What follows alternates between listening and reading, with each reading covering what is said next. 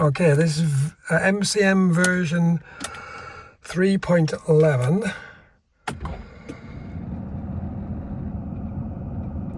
Oh, straight engine coolant low, bonnet open. Obviously I've got the bonnet open because I've got the brace holding the front of the engine up because I'm in the middle of changing or removing the gearbox. Engine coolant's low because I've got the header tank off to get the cats off. All the catalytic converters are off, the exhaust's off.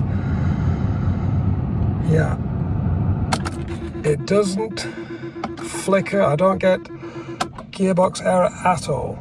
So I think you've got success, Glenn. Well done, mate. Thank you very much.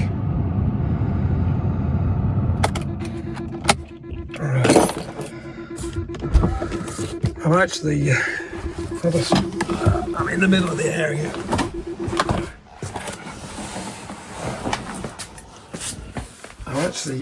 I've got the gearbox jack on, so the next couple of days I'm going to get that off.